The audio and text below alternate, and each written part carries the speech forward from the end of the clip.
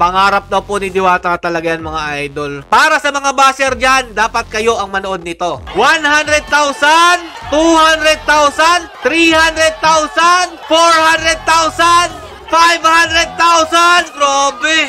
1 million mga idol. Grabe naman to si Rosmar talaga. O, kamusta yung mga basher dyan? Parang gusto nyo nang atakihin na. At totoong bukal sa kalooban ang binibigay niyang tulong sa ating mga kababayang Pilipino. Hindi humihingi ng kahit anong kapalit. Lalong-lalo na't hindi siya nagpapapill up sa mga link na yan ng online casino na yan. Kinikilabutan ako sa ginawa ni Rosmar mga idol. Grabe talaga. Yo, what's up mga lods? It's Miguel Peps TV. Welcome back po sa ating YouTube channel at sa ating Facebook page. Pagkatapos kaya mapanood ng mga basher ni Rosmar itong ginawa niya para kay Diwata, gaganahan pa kaya sila mambash dito? Napakabuti po talagang tao nito ni Rosmar mga lodi, at masasabi kong Rosmar lang talaga malakas para kay Diwata. Ang dami po mga content creators, influencers, mga artista lumapit kay Diwata, pero siya lang po ang nakagawa nito para kay Diwata. Mabuhay ka talaga, Rosmar. Masasabi ko magkaiba po talaga yung taong tumutulong na bukal sa kalooban na hindi na po kailangan ng kapalit, o yung mga taong tumutulong para mag-promote ng online casino at sisirain ang buhay ng ating mga kababayang Pilipino. X na X po yung ganon. Pero si Rosmar, nakikita po natin na iba po talaga yung kanyang pagiging sikat, pagiging mapagbigay, totoong tao para po sa mga nasa paligid niya. Kaya mas lalo po siyang binibless ng ating nasa itaas mga lodi. So ito mga lodi, panoorin po ninyo kung ano mang ginawa ni Rosmar, at napaiyak po talaga ng todo dito si Diwata. Grabe mga idol, no? Siyempre, kahit sino naman siguro kung makatanggap ka ng ganitong biyaya, mapapaluha o mapapaiyak ka talaga. Sobrang saya. Kaya panoorin po muna natin tong video na ito mga lodi para magkaroon kayo ng idea bakit nga po ba napaiyak si Diwata dito sa sorpresa ni Rosmar para sa kanya.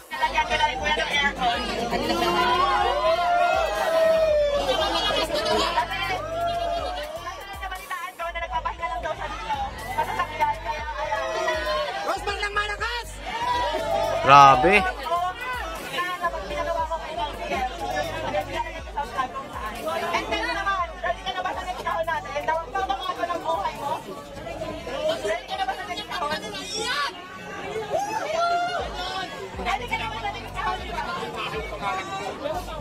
Pangarap daw po ni Diwata talaga yan mga idol. Kaya po sobrang napapaiyak po siya dyan. Sobrang nakaka-touch po mga lodi, no?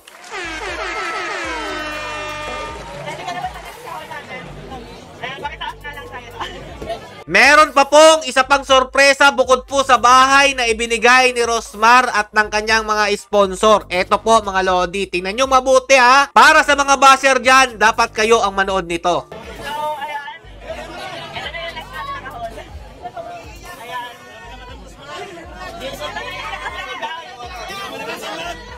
Ayan. 100,000. Hindi pa tapos yan. 200,000.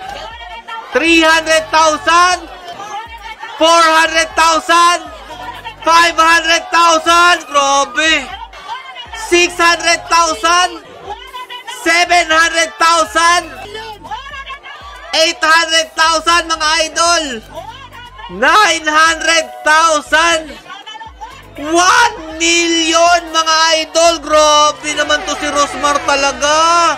Sino bang hindi mapapaiyak sa ginawa ni Rosmar? Meron na siyang house and lot. Binigyan pa ng cash ni Rosmar ng 1 million. Grabe. O, kamusta yung mga basher dyan? Parang gusto nyo nang atakihin na. Kasi kayo, kapag may ginawang mabuti yung tao, huwag nyo bibigyan ng negatibo.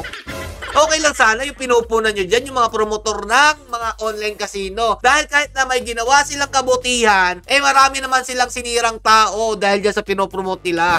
Yun ang dapat yung i-bash, hindi yung kagaya ni Rosmar na legal, nagbabayad ng BIR, at totoong bukal sa kalooban ang binibigay niyang tulong sa ating mga kababayang Pilipino. Hindi humihingi ng kahit anong kapalit. Lalong-lalo na't hindi siya nagpapapill up sa mga link na yan ng online casino na yan. Oh, kilala nyo na siguro yung mga taong ganyan, yung mga content creator, influencers, streamer, sino pa diyang mga artista na mga nagpo-promote ng online casino. Sa atin lahat yan, maliban kay Rosmar, na totoo talagang siya lang ang sakalam. Dito po, para kay Diwata, Pares Overload. Tuloy pa natin, na hindi pa po dito nagtatapos mga idol. Naiyak din si Rosmar, oh.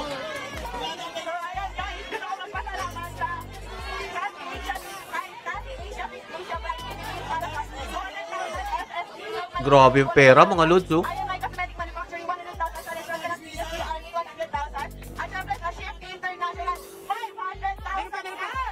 Ayan, mga lodi. Yung mga cash pela na yan, mga lodi, galing din po sa mga sponsor. Ayan, mga lodi, ha. Grabing sponsor ni Rosmar. At hindi lang yan. Eto pa. Meron pang ibibigay kay Diwata. Meron pa. Gift international product na pwede niya itinda dito para instant cash. 1 million gift international products. Grabe naman yan si Rosmar, mga idol.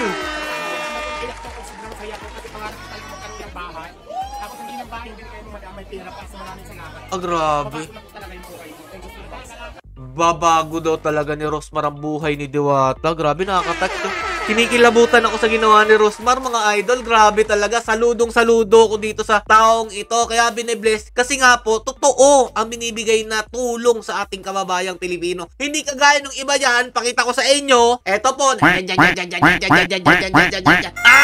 dami ninyo na nag-content dyan sa Diwata Pares Overload. Pero mga lodi, ang pinakamalaki lang yata nakita kong binigay dyan ay 50,000 pesos. Tapos merong iba dyan nagbigay ng kotse. Yan, approve yan, approve. Grabe yan, bravo. At saka, yung kotse na meron pong mga stock na gamit po ni Diwata, approve din po yun. Pero, mga lodi, si Rosmar po talaga ang grabe pong binigay na blessings para po kay Diwata. Ayan, mga lodi, tuloy pa natin. Kaya lagi ko sinasabi na sure ako magbabago ang buhay dito ni Diwata. Kasi kami ng asawa ko po, nakatira lang kami noon, natutulog lang po sa likuran ng pet shop sa Sampaloc, Manila, kung saan sa kama namin may nagtatakbuhang daga. Grabe yung pinagdaanan din pala ni Rosmar, mga idol. Pero dito tayo, mga lodi. Magkano yung total, mga lodi, na binigay ni Rosmar? 1 milyon na makinita mo kasi sa dami ng tao. Hindi raw malayo pa, pero ngayon instant milyonaryo ka.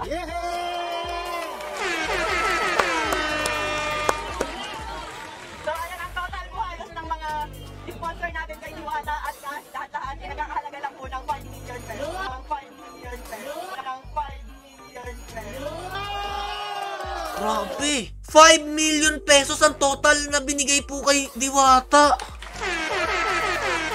Sobra talagang blessings na binigay kay Diwata, mga idol. Kaya po, hindi po natin masisisi ba't umiiyak si Diwata ng ganyan. Kahit siguro ako, mga lodi, umiyak ako nung hinandaan ako ng birthday ko sa Quiapo, mga idol.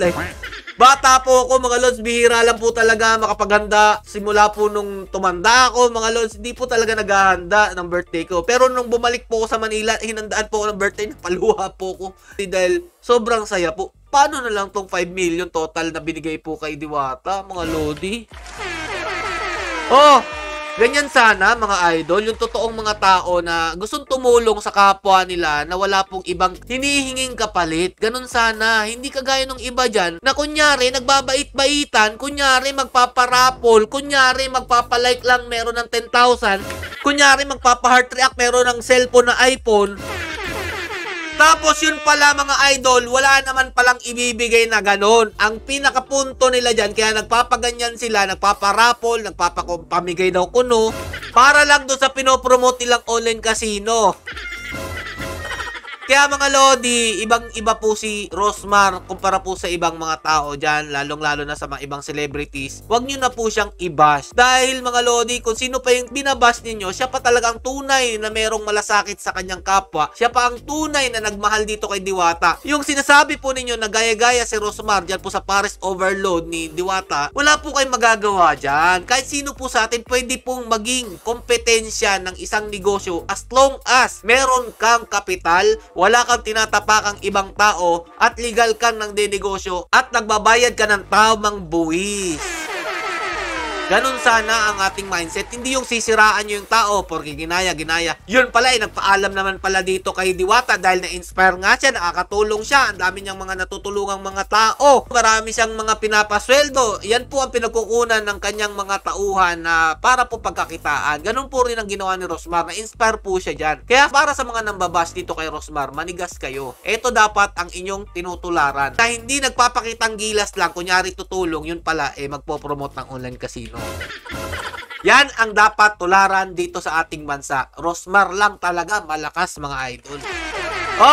Para sa mga promotor ng online casino, mahiya-hiya naman kayo. Kung totoong tulong yung ginagawa nyo sa inyong followers, huwag kayo magpo-promote ng online casino. Dahil kung magkano lang yung tinulong nyo, doble pa dyan ang mawawala sa kanila dahil nalulong sila sa sugal na pinapakalat nyo dito sa ating bansa. Stay safe, mga idol, and God bless you all! Peace! Rosmar lang talaga ang sakalam!